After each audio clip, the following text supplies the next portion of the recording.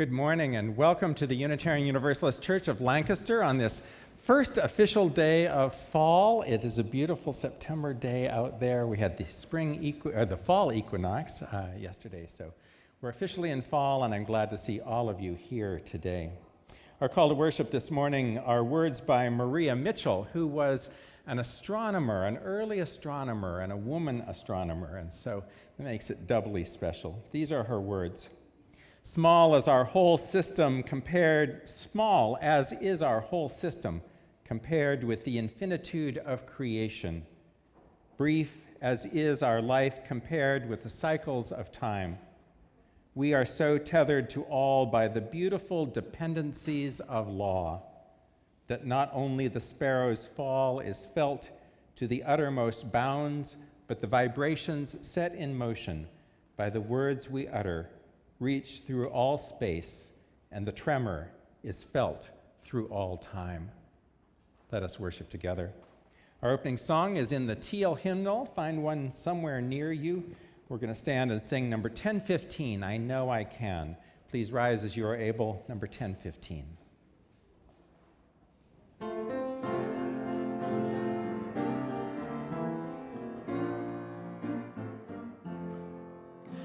Though days be dark with storms and burdens weigh my heart, though troubles wait at every turn, I know I can go on. When sorrow heals my soul and burdens make me strong,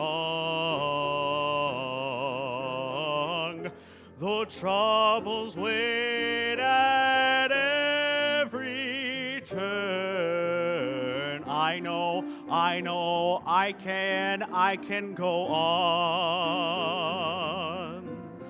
My sister in my heart, my brother in my song, though troubles wait at every turn, I know I can go on. And though the journey is long, the destination is near,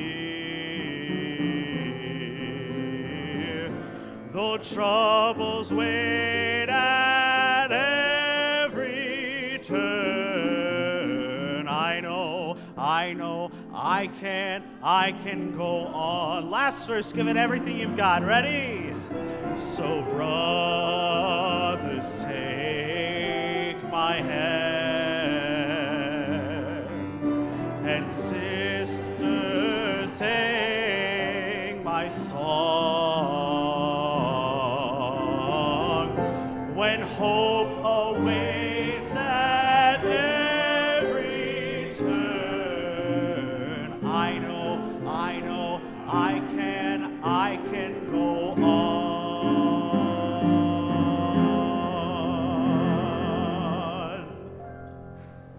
Whew.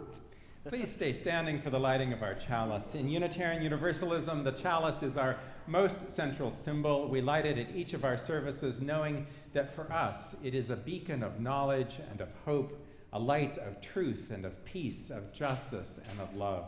We light it this morning with the words by Christine Robinson. She says, "We gather this hour as people of faith, with joys and sorrows, gifts and needs. We light this beacon of hope, sign of our quest for truth and meaning, in celebration of the life that we share together." Please be seated. I want to welcome everyone here this morning. It's good to see all of you. I know that every single Sunday, there's somebody who is brand new among us. And I don't ever want to out those folks, but I want them to feel super comfortable here.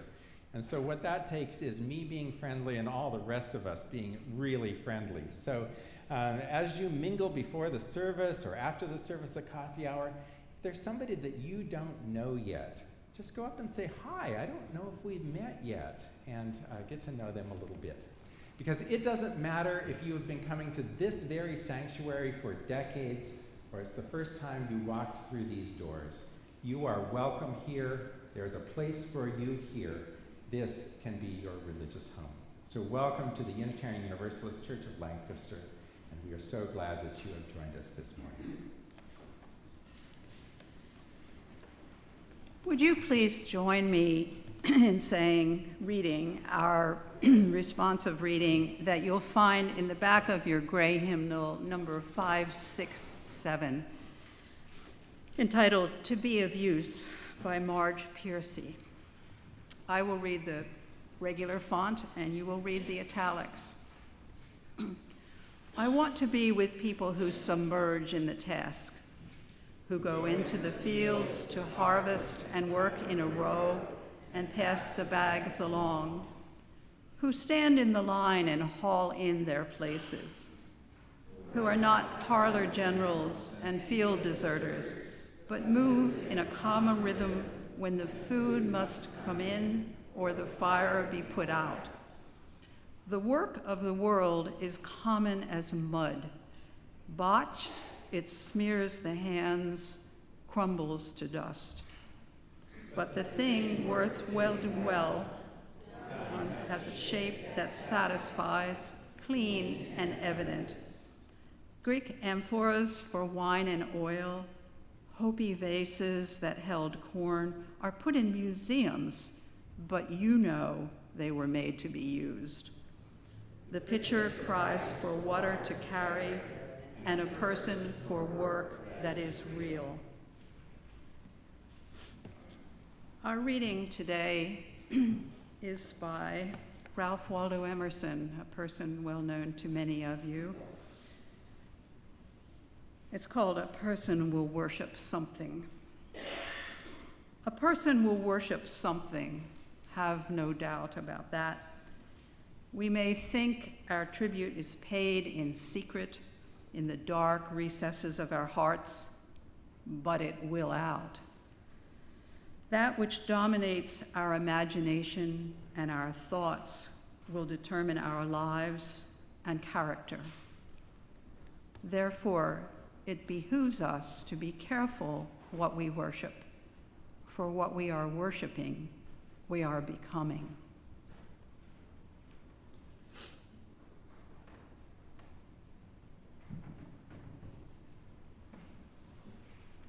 Thank you, Kim. I invite you to settle in for the sermon. And Kim, is there a glass of water somewhere here? It's allergy season as well, and sometimes I get through it better than other times.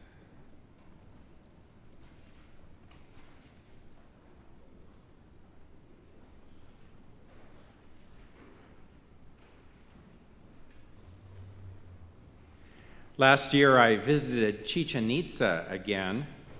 The crown jewel of the ancient Mayan world sits about 3 hours from Cancun, Mexico. My brother, who was traveling with me, had not been there and wanted to go, so we went. For those of you who have been to Chichen Itza, you will remember how impressive it is. It is a vast complex of temple foundations with the remnants of an old city walls, a huge ball court, cenotes, and of course, the most impressive pyramid in North America at its center. Many people come to see this pyramid alone. During our visit, I struck up a conversation with a woman who was visiting from the Czech Republic. Trained as an architect, she was dazzled by Chichen Itza's construction. She asked me what I thought of it. I see everything here as a holy site, I said. She was surprised. I went on to say, everything we are looking at was used for religious rituals. This is how the ancient Mayans made sense of the universe.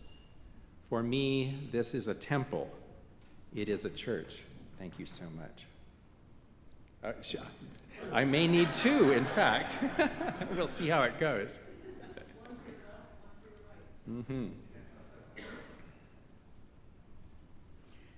I explained how odd it would be for those ancient Mayans to see all of us walking wherever we wanted among these sacred grounds. Far more people get to see Chichen Itza as a ruin than would ever have seen it during its active period. How people relate to it now is radically different than 1,000 years ago. The other aspect of Chichen Itza those who have visited will remember are its vendors. These are modern-day Maya who still come to the site daily, though now they come to sell trinkets to tourists from all over the world. Chichen Itza is so popular that almost as many vendors flock to it daily as tourists. Every pathway is lined with tables covered in mass-produced products for sale. There is little variety in the objects and little difference in their prices. And as you would expect, most of these items harken back to the ancient Mayan religion in one way or another. You can buy Mayan calendars, statuettes of Mayan gods, replicas of the pyramid, masks, headdresses, obsidian mirrors, and knives. Anyone interested in ancient Mayan religion could deck themselves out completely with all the religious paraphernalia they would ever need. But what is all this souvenir hawking about, really? Neither the sellers nor the purchasers practice the ancient Mayan religion. Most of the folks doing the selling are Christians, Catholic or otherwise. So if I buy a replica incense burner and burn incense in it, what need in me am I trying to fulfill?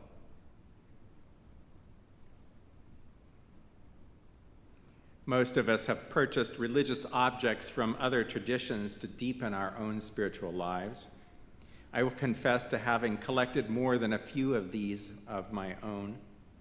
As I moved away from the Christianity of my childhood into the Unitarian Universalism of my young adulthood and then my adult years, I was searching for tangible ways to anchor my broader religious views. A kind of dabbling in the religions of others is natural when one is searching. But it became clear to me it was a phase that I needed to move through to find more mature beliefs. When I first began teaching Religion 101, says Barbara Brown Taylor, an Episcopal priest, professor, and author, my envy of other religions took the form of spiritual shoplifting. Tibetan singing bowls, Hindu deities, necklaces strung with Zuni fetishes, Muslim prayer rugs. When I saw something I liked from another tradition, I helped myself. I paid handsomely for these things, she said. My desire to possess them stemmed from a genuine wish to draw closer to their original owners. But when I survey the objects on the windowsills of my office, a 19th century spice box made of sterling silver once used for the Jewish prayer service that ends the Sabbath, a splendid wooden Buddha covered in gold leaf from an antique shop in Bangkok, a rare set of Muslim prayer beads from Morocco made of amber. I feel more than a little like a colonist displaying her loot. It is not that I lack respect for the objects, it's that I have separated them from their religious roots for display purposes. Anyone visiting my office here at church can see a few objects very much like those that Barbara Brown Taylor describes. I have not gone out of my way to collect them, but neither have I refused them over the years. They sit there like an unread Bible or an unburned candle. Of course, they have no power of their own. But what do the Buddhist prayer beads I have never used mean sitting there on the bookshelf?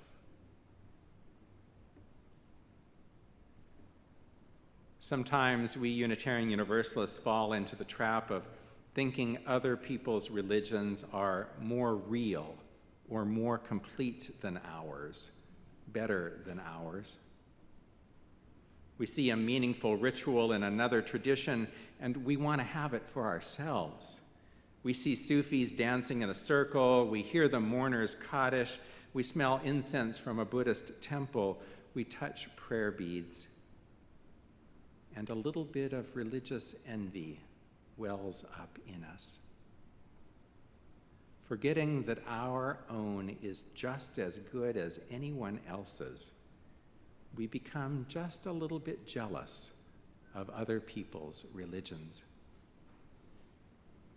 As Dean of Harvard Divinity School, Krister Stendahl proposes 3 rules of religious understanding.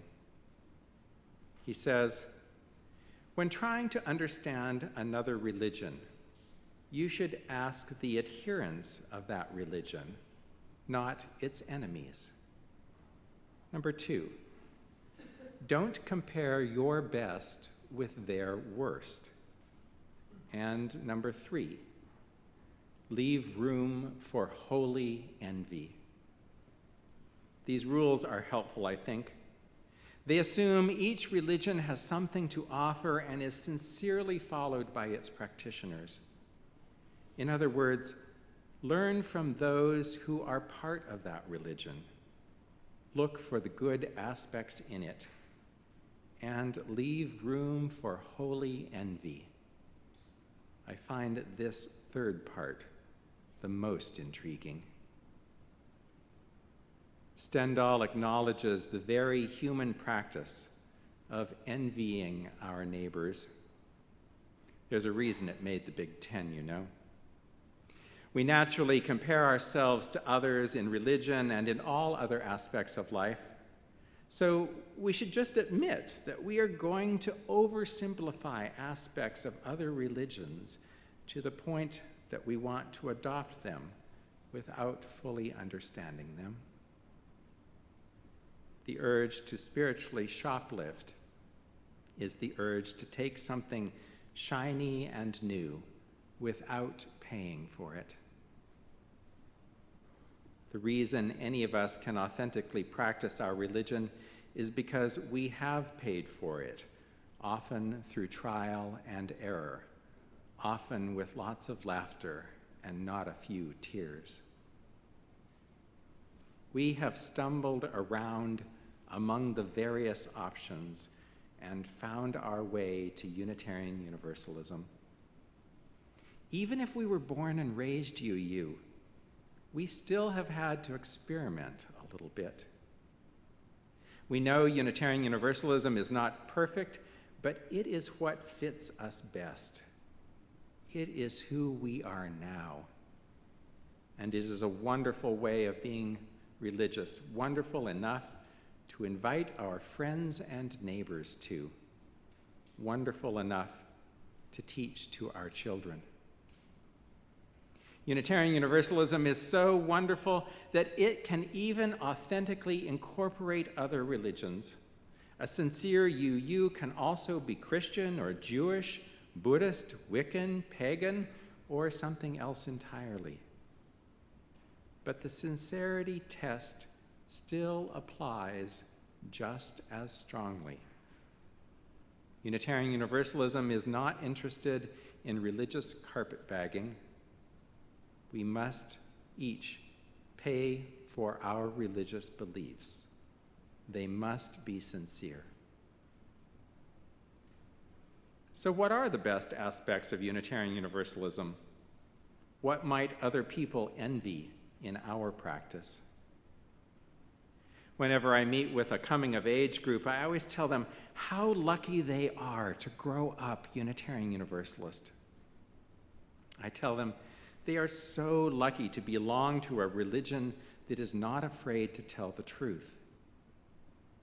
I tell them they are so fortunate that their parents brought them to this religion that celebrates difference and makes room for many beliefs. I tell them they are being raised in a religion that will serve them their whole life long. It will change as they change and grow, but because it is open enough, it can change with them.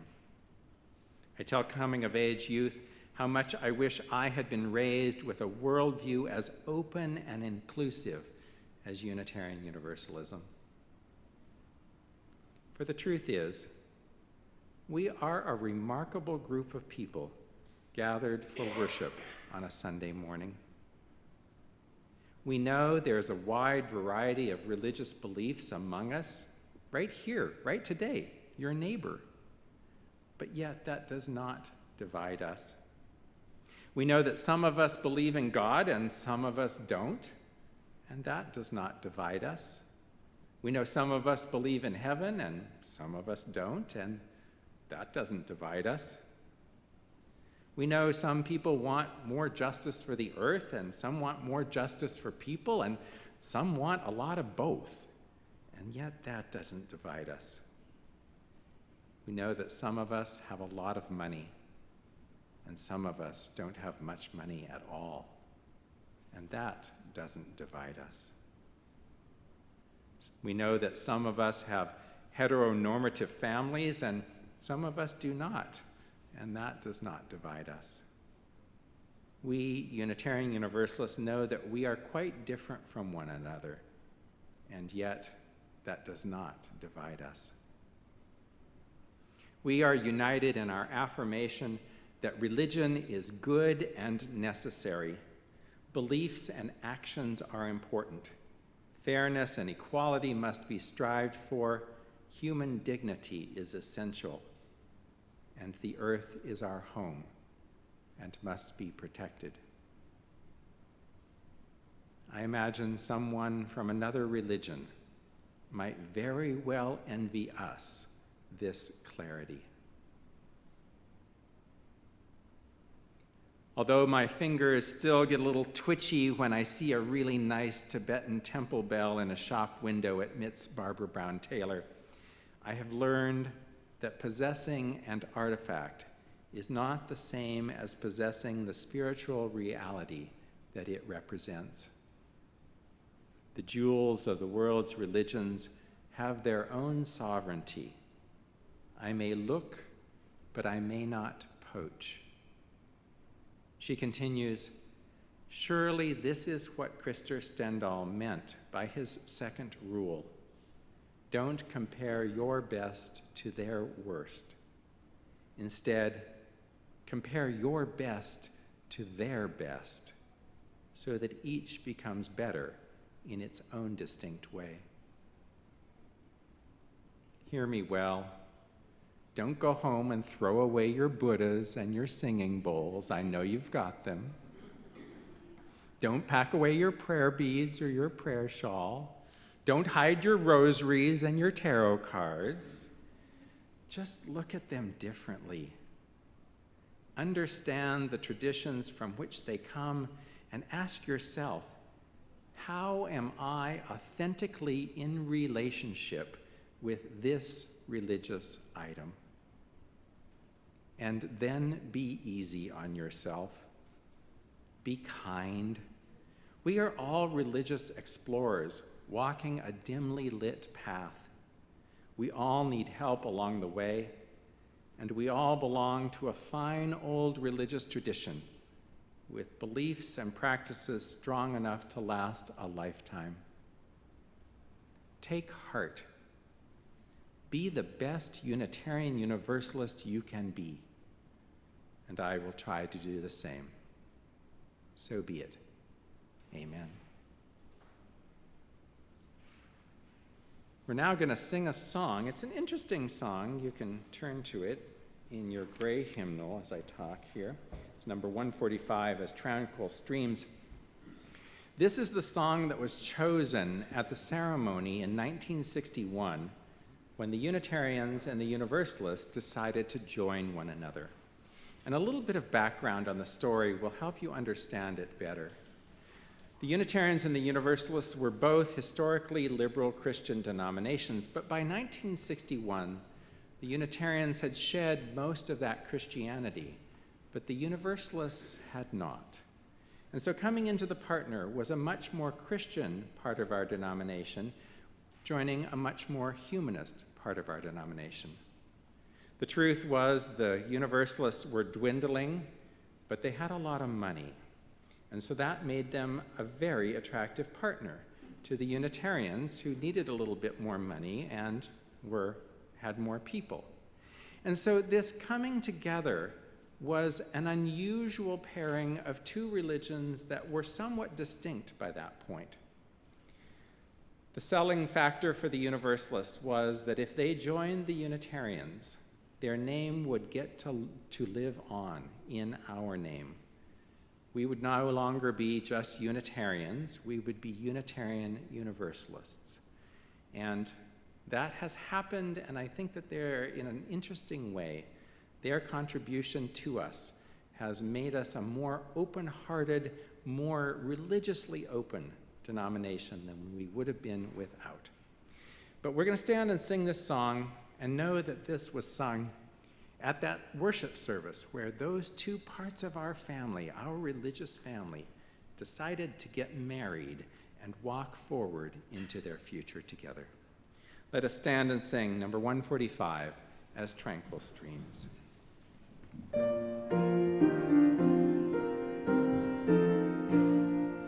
As tranquil streams that beat and merge and flow as one to seek the sea, our kindred hearts and minds unite to build a church that shall be free, free from the bonds that bind the mind to narrow thought and lifeless creed, free from a social code that fails to serve the cause of human need, of freedom that reveres the past but trusts the dawning future more, and bids the soul in search of truth adventure boldly and explore.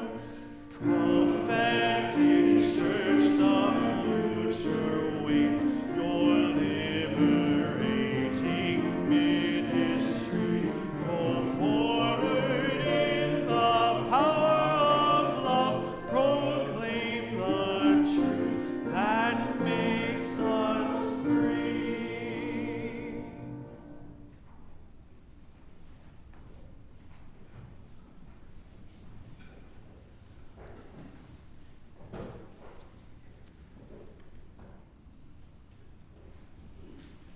Reverend Howard has, as part of our reorganized order of service, asked us worship associates to take a few of your minutes to reflect on the topic of this week's sermon.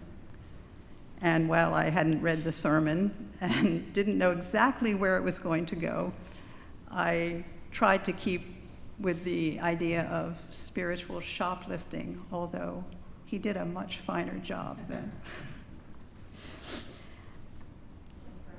One of the things I eventually enjoyed learning when getting to know members of UUCL is their paths in religious belief or worship. We UUs come from such diverse backgrounds with so many interesting turns and detours along the way and it's fascinating to hear your stories. And it's wonderful to see how the diversity in religious background and belief enriches our congregation and reflects differing views of spirituality. My own path began in traditional Protestantism in the First Baptist Church of Westchester. As children, we recited the books of the Bible in second grade Sunday school, and without any preparatory classes or instructions, dutifully chose to be baptized in the tank behind the chancel when I was 12. Just a note, it was an American Baptist, not a Southern Baptist church, with none of the Southern Baptist hellfire and brimstone stereotypes. Nevertheless, it was a white church in all respects, from the imposing white columns at the entry to the absence of any black or brown congregants. I now often think that the Second Baptist Church in town, the Black Church, had to be a much more joyful place. Although my teen years there were in the early 60s, there was never a sermon or any church conversation about racial inequality or the civil rights movement. I became unchurched in college, later resigning my membership in the Westchester Church with a letter about that very absence, the all too apparent lack of discussion about social inequities and means to address them. I never received a reply. College opened my horizons. Amid the social ferment of the late 60s, I read Emerson and was introduced to some of the ideas of Eastern thought that influenced him and the Transcendentalists. Unfortunately, I was not able to take a comparative religions course then, which perhaps would have steered me toward Unitarian Universalism earlier in life. In the 70s, work demands as a young teacher took all of my time and intellectual energy. When my sons were young, I began to attend Quaker meeting, not just for my benefit, but to give the boys a sense of religious education in first day school. The silence of Quaker meeting was peaceful, but my mind, never trained in meditation, wandered. Too often, I wondered what I'd make for dinner that day. And I really missed the music that I associated with religious worship. But after several years at meeting, life events changed my course, and again, I became unchurched. Finally, just as the century turned, I was introduced to this church. Susan Milner gave challenging sermons, and Phil Razor played beautiful music. The choir was large. The congregants were welcoming and warm. Discussion about social and political concerns was ongoing. I look up at our mobile and think of the common values that we share with religions across time and space. There have been challenging times since: difficulties with ministerial leadership, decreased financial support. Our numbers have been reduced by disagreement, by relocation, and sadly, by death. But the stalwarts largely persevered with their leadership, their volunteer work, their faith in this congregation. And once again, we have challenging sermons and beautiful music. So, in keeping with Emerson's quote, what do I worship? I worship intellectual curiosity, respectful discussion, and honoring differences. I worship cooperation and hard work. I worship the power of nature to heal and sustain us. Above all, I worship the power of words and the practice of kindness. I look around this congregation and I see all of these qualities embodied in various ways in you. I am thankful to know you and be enriched by you.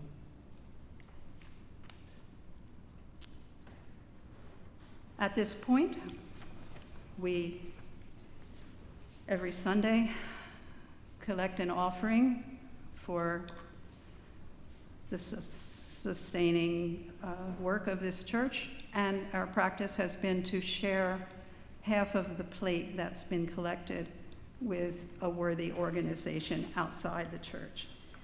And this month's recipient is DRUMM, D-R-U-U-M-M, Diverse and Revolutionary UU Multicultural Ministries. So the offering may now be collected. Thank you, Alan. We come to a thoughtful, prayerful time in our service, a time in which we think of those who are on our hearts or our minds. Each of us comes to this sanctuary a whole human being, knowing the full range of joys and sorrows that exist. In a moment, you'll have a chance to come forward and place a stone in the sand for a joy or a sorrow that you are thinking of. But let us take just a moment to be in touch with those whom we love, those in need of our prayers and our intentions. And if you feel moved, and as you feel moved, please just come up either of these two aisles, place a stone in the sand, and return home, cutting just in front of the sound booth on the other side. Please come forward if you would like to place a stone in the sand for a joy or sorrow.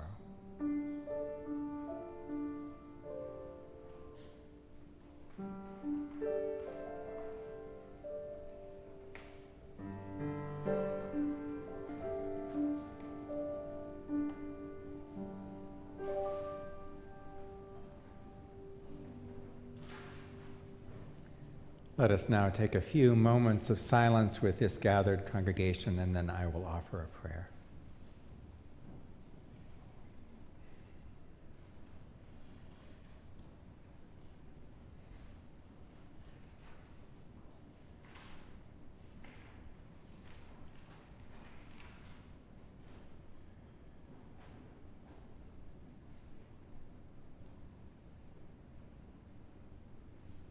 Spirit of life, this being human is to search for meaning our whole lives. This searching for meaning takes us many places, and we who have walked a religious path are grateful for it. We know that path is not always straightforward. It is not always broad and easy. In fact, the religious path for most of us is winding and circuitous, like one of those trails in the woods rarely used that you're not just sure where it leaves off and where it picks up again.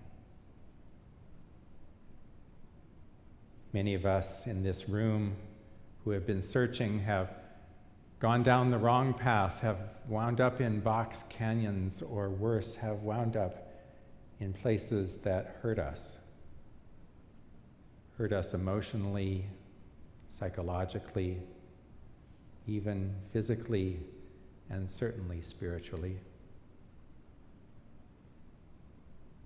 Help us to remember that the path is not necessarily to any one destination, but it is the walking it that matters.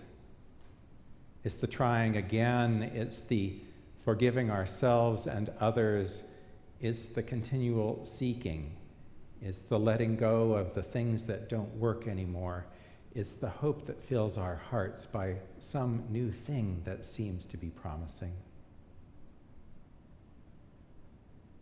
Be with us on this path. Assure us that we have plentiful friends walking with us. And when the night is dark and the light is dim and the path is hard to see, remind us that the morning will come, that we are not alone, and that what we do has real meaning and purpose. This human seeking is how we are to live. This understanding of ourselves, of each other, and of our world is the most holy thing that any of us can do. encourage us on this path. Give us ample friends and companions, and walk steadily with us day by day. All of this we ask in the name of those who have walked the path, lighting it before us, so that we might see the way ourselves. Amen.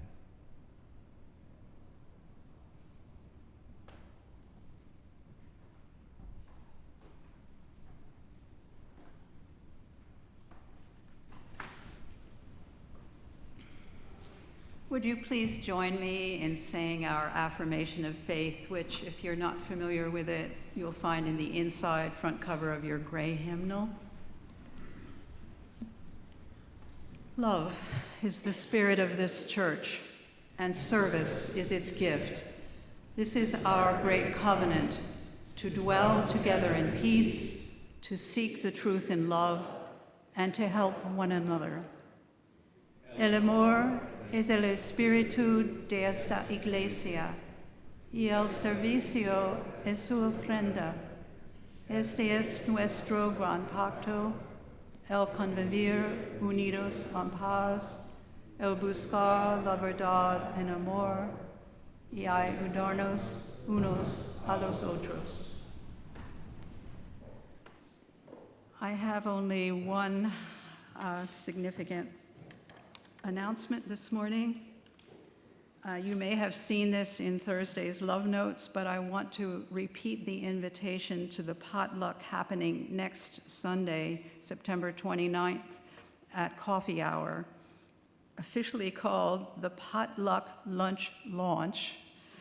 This event is for everyone, all of you, not just those interested in signing up for the Dinner Go Round service series that begins later this year.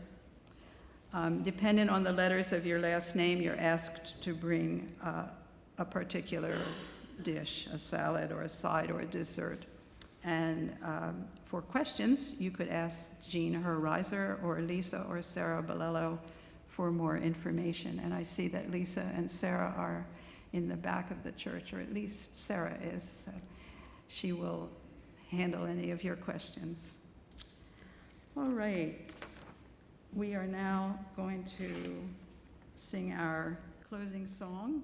Let's invite folks to coffee hour too. How about that, dear. Kim? I'm so sorry. No, invite them. Let's not forget coffee You know hour how. today. Yeah. Excellent. Today, please join us for coffee hour. If you're unfamiliar with the church layout, it's directly below us in Emerson Hall, and you can get there by elevator or by staircase just out this door. And yes, we are going to sing again.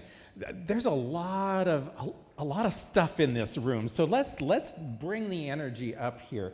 I invite you to turn in the teal hymnal to number 1018. We're going to sing "Come and Go With Me," and this is such an aspirational song. This is a song not about where we're going to get to, but it's a song about the path. So please rise as you are able.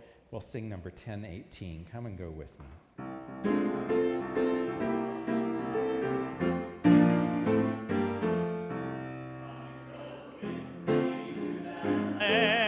Come and go with me to that land. Come and go with me to that land where I'm bound. Come and go with me to that land. Come and go with me to that land. Come and go with me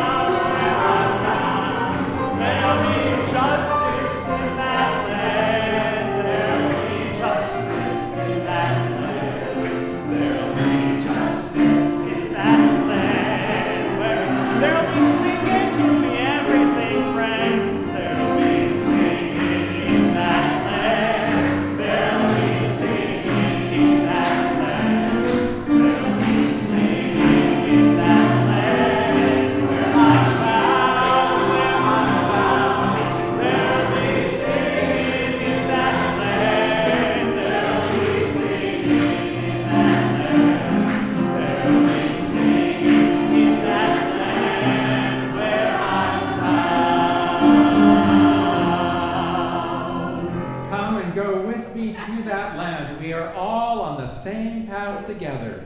And isn't a beautiful path and a beautiful company? Go in peace and go in love, my friends. Amen.